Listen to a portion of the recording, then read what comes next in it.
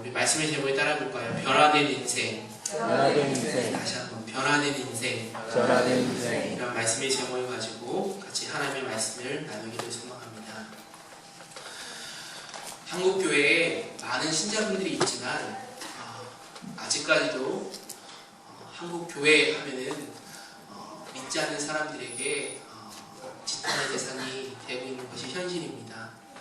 아마도 명목상의 크리스찬 이런 분들이 많기 때문이 아닌가 생각을 해봅니다.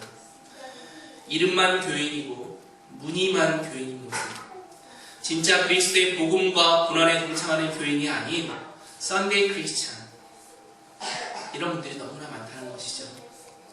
교회는 나오지만 구원에 대한 확신은 없습니다. 교회를 하나의 기업으로 인식하여 비즈니스의 장으로 생각하는 사람들이 너무나 많이 있습니다. 주일이면 교회 나와 어김없이 예배를 드리지만 월요일이 되면 또다시 신앙과는 상관없는 세상의 자리로 돌아가는 모습들. 오늘 본문의 롯이 그런 사람이 아니었나 생각을 해봅니다. 롯은 아브라함의 조카로서 아브라함을 따라다녔고요. 제단을 쌓았고 여호와 이름을 불렀지만 성경에 보면 롯의 모습을 보면 굉장히 세속적인 사람이었습니다. 이해관계를 따질 때는 전혀 신앙이 없는 사람처럼 보였습니다. 아브라함의 은혜도 몰라했던 사람이 바로 이 조카 롯이었습니다. 오늘 본문 앞부분이 19장 전반부를 보시면요, 소돔과 고모라의 죄악상이 묘사되어 있습니다. 롯이 집에 두 천사 사람들의 모습을 보면서 롯의 집이 방문합니다. 그러자 창세기 19장 4절 5절 앞에 화면 좀 보여주세요. 4절 5절에 이렇게 사람들이 말해요. 롯에게 너희를 방문한 그 사람들을 내어놓으라, 우리가 상관하겠다. 그 말은 뭐냐? 내가 이 사람들하고 성적 관계를 맺겠다라고 말합니다. 당시 시대만 해도 동성연애의 죄악, 소돔과 고모라의 그런 모습들이 팽배해 있었던 거예요. 그런데 롯의 반응이 아주 재미있습니다. 뭐라고 말하냐? 롯이 동네 사람들과 같은 반응은 아니었지만 이상한 반응을 보내서 8절에 보시면 이렇게 말해요. 내가 남자를 가까이 아니한 두 딸이 있노라. 청컨대 내가 그들을 너에게 이끌어내리니 너희 눈에 좋은 대로 그들에게 행하고 이 손님들은 그대로 놔두어라 라고 말합니다.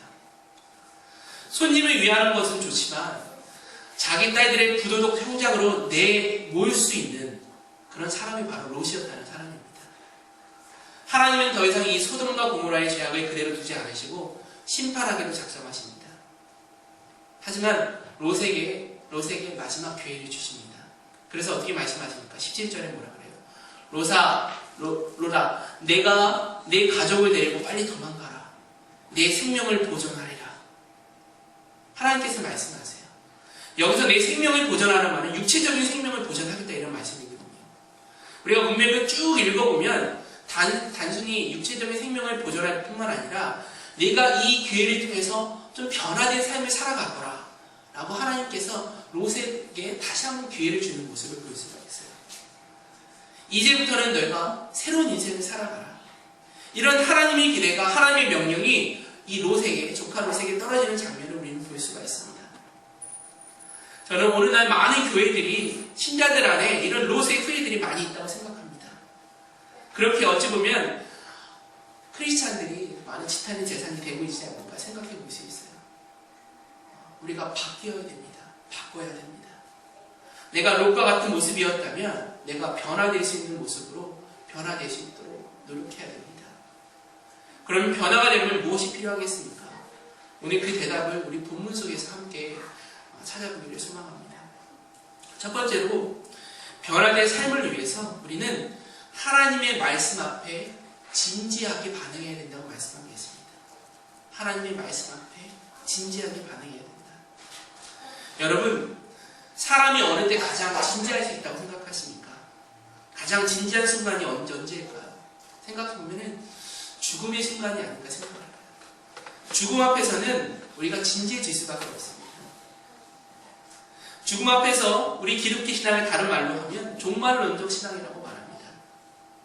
오해하는 사람들, 종말론적 신앙을 오해하는 분들이 있어요. 저 산에 들어가가지고 다 문 다 걸어잡고 주여 주여 외치는 극단적인 그런 모습을 종말론적인 신앙이라고 생각할 수 있는데, 기독교에서 말하는 종말론적 신앙은 그런 모습이 아니라요, 예수님께서 오늘 오실 수 있고 내일 오실 수 있고 모레 오실 수 있다는 그 긴박한 모습을 가지고 하루하루 최선을 다하며 살아가는 모습, 이것이 바로 종말론적인 신앙인 것입니다. 엄숙한 심령으로 하나님 앞에 매 순간순간 반응하며 살아가는 모습, 이러한 모습 가운데 우리가 살아가기를 하나님께서 원하십니다. 제가 미국에 처음 와서 한 6년 정도 패밀리 터치라는 가정사역단체에서 일을 했었는데요. 그 원장님께서 남편분을 그 유계리병으로 6년 동안 투병생활을 하다가 하늘나라로 가셨어요. 원장님이 낸 그 간증 CD를 들으면서 매일매일 이 종말론적 믿음으로 살아가셨음을 고백하지 않을 수 없었습니다. 오늘 하늘나라 갈지 모르고 내일 갈지 모르는데 6년 동안 변함없이 남편을 간호하면서 끊임없이 살아가는 모습들, 최선을 다해 살아가는 모습들, 하루가 마지막이라는 심령으로 최선을 다해 살아가는 모습, 하나님의 말씀 한 구절 한 구절에 진지하게 그 삶에 다가가는 그 심령, 저의 인생도 그랬으면 좋겠습니다 라고 고백합니다. 장례식장에 한번 가보셨나요? 죽음 앞에서는 누구든지 진지해질 수밖에 없습니다. 오늘 본문에 나타난 롯은 그 도성에 대한 하나님의 심판의 경고를 듣습니다. 그리고 롯은 그 심판을 믿었습니다. 어느 정도 이 사람의 밑바탕에 신앙적인 의식이 깔려있으니까 롯은 믿고 자기의 가족들에게 하나님의 심판의 메시지를 전달합니다. 12절에 이렇게 말씀하십니다. 같이 읽겠습니다. 12절 말씀 시작. 그 사람들이 롯에게 이르되 이외에 내게 속한 자가 또 있느냐? 내 사이나 자녀나 성 중에 내게 속한 자들을 다 성 밖으로 이끌어내라. 그 다음 절에 뭐라고 말하면 그들이 대한 부르짖음이 여호와 앞에 크므로 여호와께서 이것을 멸하시려고 우리를 내보내셨나니 우리가 멸하리라 라는 심판의 메시지를 받습니다. 그리고 나서 14절에 이렇게 말씀하세요. 같이 읽겠습니다. 롯이 나가서 그 딸과 결혼할 사이들에게 말하여 이르기를 여호와께서 이 성을 멸하실 터이니 너희는 일어나 이곳에서 떠나라 하되 그의 사이들은 농담으로 여겼더라. 자, 어떻게 했다고요? 하나님의 말씀을 농담 정도로 여겼다는 거예요. 우리는 심판, 구원, 십자가, 재림 이것을 신화적인 메시지로 그냥 이것이 하나님께 주는 그냥 교훈이겠지라고만 농담 수준에서 받아들이는 성도님들이 많이 있습니다. 그것이 우리가 변화되지 못하는 이유 중에 하나라는 거예요. 오늘날 말씀에 대한 진지한 반응이 없다면 우리가 변화될 수 없습니다. 롯이 그의 사이들에게 하나님의 말씀을 잘못 전한 걸까요? 그럴 수도 있지만 중요한 것은 말씀에 대한 진지성이라는 거예요. 말씀에 대한 진지한 반응. 주변에 하나님의 말씀을 진지하게 접하고 말씀을 공부하는 사람들은 다 변했습니다. 그런데 이 말씀을 농담 정도로, 신화 정도로, 우화 정도로 여기는 하나의 그냥 메시지, 그냥 레슨 정도로 생각하는 사람은 결코 교회에 10년, 20년, 30년, 50년 나와도 변하지 않습니다. 우리가 너무나 잘 아는 빌리 그레이엄 목사님이 이런 책을 쓰셨어요. 하나님의 심판, 다가오는 하나님의 심판. 이런 책을 쓰고 원고를 끝내고 원고를 나서 그 본인의 부인이었던 루스 그레이엄 여사에게 먼저 그 원고를 읽겠다고 합니다. 당신은 어떻게 생각하시냐고. 이 마지막 때에 하나님의 심판을 어떻게 보겠냐고. 그러자 그녀가 이렇게 대답했다고 합니다. 만약 하나님께서 이 시대의 사람들의 죄악성에 대해서 심판하지 않는다면 하나님은 소돔과 고모라 시대의 사람들에게 사과해야 하실 거라고. 그 말은 뭐예요? 이 세상이 너무나 악하다는 거예요. 이 세상의 모습을 보시고 하나님께서 심판하지 않을 수 없다는 거예요.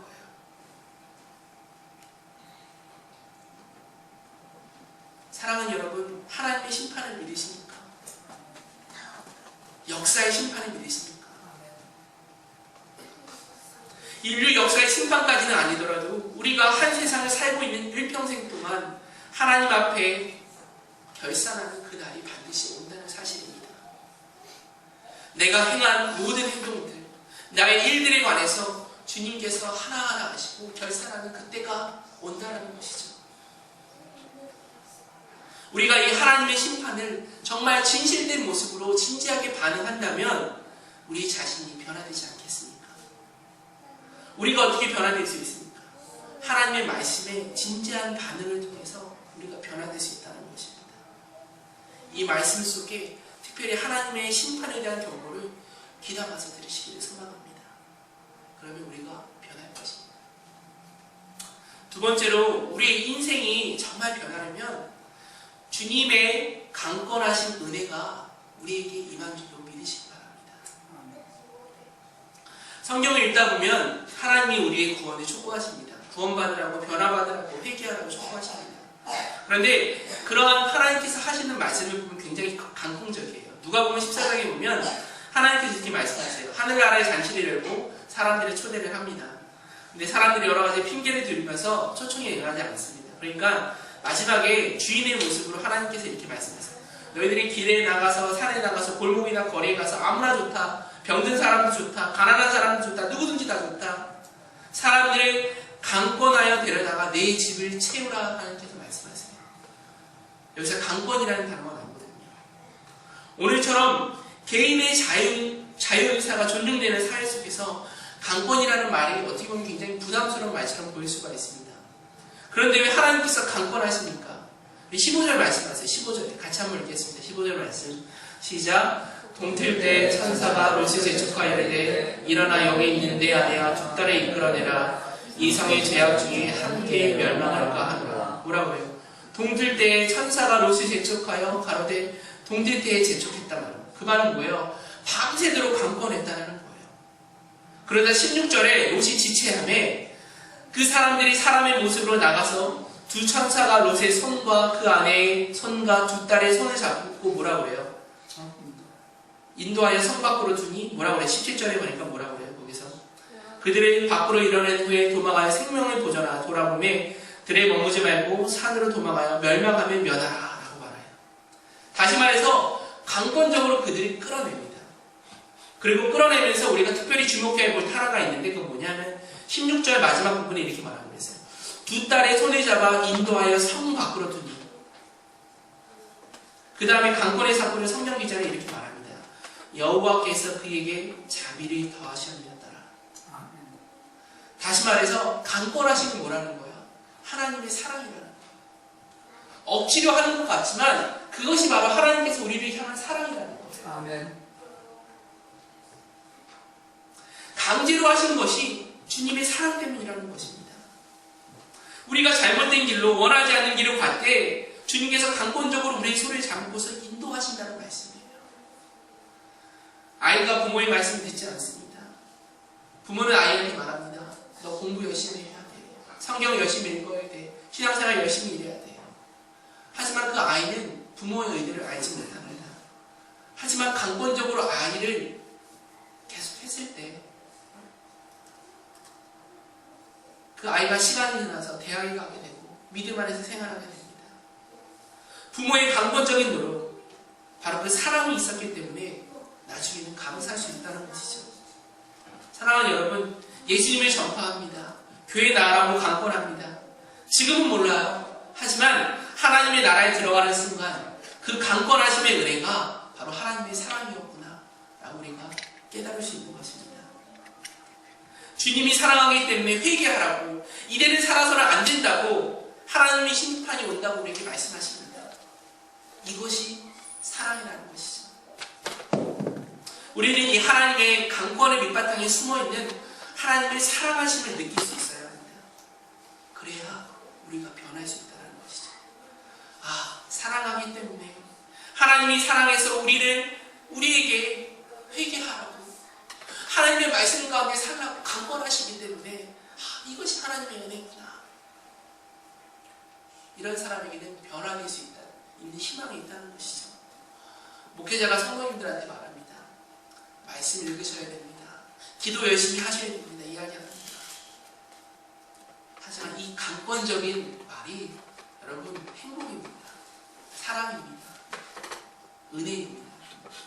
깨달을 수 있기를 주님의 이름으로 소망합니다. 아멘. 마지막으로 우리가 변화되는 삶을 사려면 하나님의 은혜에 지체 없이 응답해야 된다고 우리에게 말씀하고 계십니다.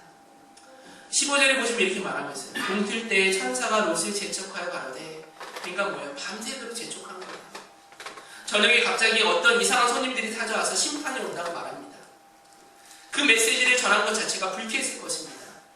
중요한 메시지가 있는데 당신이 살고 있는 이 도시가 멸망할 것입니다. 떠나십시오. 라고 들었을 때 얼마나 기분이 나빴겠습니까? 밤새도록 졸라대는 거예요. 그러나 이튿날 불비가 내리는 그 도시의 광경을 봤을 때 이 무례한 천사들의 방문이 얼마나 감사했을까요? 이들에게. 이 강권하심이 필요하다는 겁니다. 사실 롯이 주님의 강권에 제대로 응답하지 않았습니다. 16절에 보면 뭐라고 그래요? 그러나 롯이 지체하며 하나님의 말씀에 즉각적으로 응답하지 않았어요. 사랑하는 여러분, 인생을 살면서 중요한 결정을 할 때 서두를 필요는 없습니다. 심사숙고할 필요가 있습니다. 하지만 절대로 결정을 늦춰서는 안 될 경우가 있는데 그것은 뭐냐? 바로 영적인 결정입니다. 회개하는 결정. 회개할까 말까 하는 그런 모습이 아니라 잘못했으면 하나님 앞에 바로 회개해야죠. 구원의 결정. 내가 구원을 받기 위해 예수님을 믿을까 말까 당연히 고백해서 믿어야죠. 이런 영적인 결단에서는 늦춰서는 안 된다는 것이죠. 왜냐하면 사람은 내일 일을 모르기 때문입니다. 성경 우리에게 말씀하십니다. 너희는 내일 일을 자랑하지 말라. 사람이 하루 동안에 무슨 일이 일어나는지 알 수 없습니다. 회개할 수 있는 때가 있습니다. 내가 부부생활을 하다가 직장생활, 사회생활을 하다가 내 마음에 찔림이 있을 때 내가 바로 회개해야 됩니다. 사랑하는 여러분, 장례식장에 가보셨나요? 제가 프로싱에서 제이미 장례사라는 곳에 몇 번 갔었는데 한 번 제이미라는 그분을 인터뷰할 수 있는 기회가 있었습니다. 근데 그분이 이렇게 얘기를 하더라고요. 크리스찬의 죽음과 다른 그냥 예수님 믿지 않고 죽는 사람의 죽음의 모습이 사후의 모습이 좀 다르다는 거예요. 예수님 믿고 죽은 사람은 왠지 모르게 평온함이 그 얼굴 가운데 있다는 거예요. 온화함, 아름다운 인정, 하나님이 믿고 신뢰하는 구원받은 그런 영혼의 아름다운 인정, 이런 것들이 있다는 것을 들은 적이 있습니다. 제가 정확한 기억은 없는데 제 친할아버님께서 제 초등학교 2학년 때 돌아가셨거든요. 그런데 임종을 앞두고 이제 직감을 하시는 거예요. 친구들이 다 불렀다고 해요. 병원에서 다 불러가지고 다 오게 하고 그러면서 이렇게 얘기하겠다고 합니다. 지금 저 앞에 천사가 나를 맞이하기 위해서 여기 와 있다. 너희도 너무나 슬퍼하지 말고 우리 다시 하늘나라에서 다시 만나자 라고 하시고 임종을 거두셨다고 해요. 참 축복이 아닌가 생각을 해요. 자기의 임종을 깨닫고 그런 모습들을 가족들과 나누고 마지막 유언과 같은 말씀하시면서 하늘나라로 가셨습니다. 하나님께 나아갈 수 있을 때 즉각적인 반응으로 우리가 지체 없이 반응해야 됩니다. 하나님께서 이거 하지마, 바로 하라는 거예요. 너 회개해야 돼, 그럼 바로 회개하는 거예요. 열린 마음으로 성령님께서 역사하실 때 이것을 인정하는 겁니다. 하나님, 나는 죄인입니다. 주님 용서해 주세요. 왜 주님께서 용서하지 않고 우리의 손을 안 잡아주지 않으시겠습니까? 생각해 보세요. 내가 값없이 구원받고 용서함 받고 새로워지도록 하나밖에 없는 독생자 아들 예수 그리스도를 이 땅에 보내시면서까지 나를 사랑하셨다. 하나님의 그 사랑하심, 나의 죄와 허물을 감당하시고 고난의 길, 십자가의 길을 걸어가신 예수님, 그분이 대가를 지불했기 때문에 우리는 값없이 은혜 받고 값없이 용서함 받고 값없이 하나님의 자녀가 될 수 있다는 것입니다. 화면에 그림 좀 보여주세요. 이 그림을 한번 보세요. 그림에 보시면 두 천사가 등장을 합니다. 강권적으로 롯의 식솔들이 인도하는 모습을 볼 수가 있어요. 이 순간은 몰라요. 하지만 곧 이어서 24절에 보면 하늘에서 유황과 같이 불이 막 내리기 시작합니다. 그리고 소돔과 고모라는 역사 속으로 사라지게 됩니다.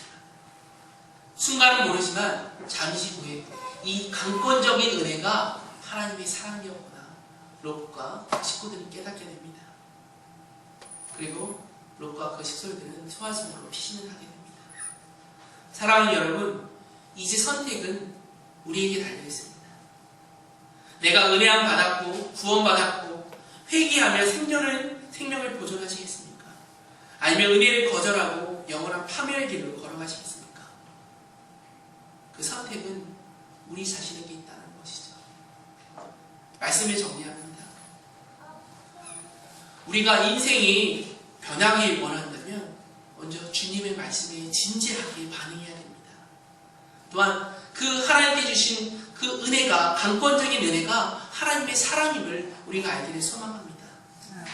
마지막으로 우리가 변하게 되면 하나님께서 말씀하시는 그 말씀을 지체 없이 응답해야 됩니다. 우리에게 요구하십니다. 우리에게 말씀하십니다. 그 은혜를 깨닫고 살아갈 수 있는 저와 여러분, 우리 뿌리 교회 모든 성도님들이 되시기를 주님의 이름으로 소망합니다.